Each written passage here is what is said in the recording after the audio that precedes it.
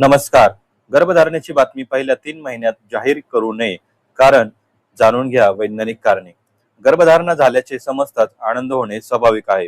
अनेकांना ही बातमी लगेच सर्वांना सांगावीशी वाटते. मात्र घरातील ज्येष्ठ मंडळी पहिले 3 महिने थांबा असा सल्ला देतात. यामागे काही महत्वाची वैज्ञानिक कारणे आहेत. पहिलं म्हणजे गर्भधारणा निश्चित झालेली नसू शकते.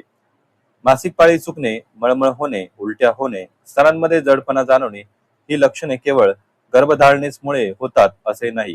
हार्मोन्स मधील बदल, तणाव किंवा इतर कारणांमुळे अशी लक्षणे दिसू शकतात. दुसरे, प्रेग्नन्सी टेस्ट कधी कधी चुकीची असू शकते. युरिन प्रेग्नन्सी टेस्ट पॉझिटिव्ह आली तरी ती नेहमी 100% अचूक असेलच असे नाही. टेस्ट योग्य पद्धतीने न केल्यास किंवा किटमध्ये दोष असल्यास चुकीचे निकाल मिळू शकतात. तिसरं, पहिल्या 3 महिन्यात गर्भपाताचा धोका जास्त असतो. वैद्यकीय आकडेवारीनुसार गर्भधारणेच्या पहिल्या तिमाहीत नैसर्गिक गर्भपात होण्याची शक्यता तुलनेने जास्त असते. यामुळे यामागील मुख्य कारण म्हणजे गर्भातील गुणसूत्रांमध्ये असलेले दोष, क्रोमोझोमल ॲबनॉर्मॅलिटी. चौथा आहे, अल्ट्रासाऊंडद्वारे गर्भाची स्थिती तपासणे आवश्यक आहे.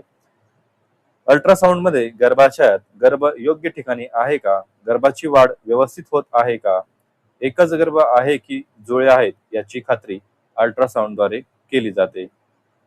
नंतर पाचवं, मानसिक तणाव आणि सामाजिक दबाव येतो. जर गर्भधारणा सुरुवातीच्या काळात टिकली नाही तर आधीच सर्वांना सांगितल्यामुळे अनेक प्रश्न, अनावश्यक सल्ले आणि मानसिक तणावाला सामोरे जावे लागू शकते. म्हणून पहिले 3 महिने गर्भधारणेच्या दृष्टीने अत्यंत महत्वाचे असतात. त्यामुळे गर्भधारणेची बातमी सुरुवातीला फक्त जवळच्या कुटुंबियांपर्यंत मर्यादित ठेवणे आणि डॉक्टरांच्या सल्ल्यानुसारच आवश्यक तपासण्या करून घेतल्यानंतरच सार्वजनिकरित्या जाहीर करणे अधिक योग्य मानले जाते.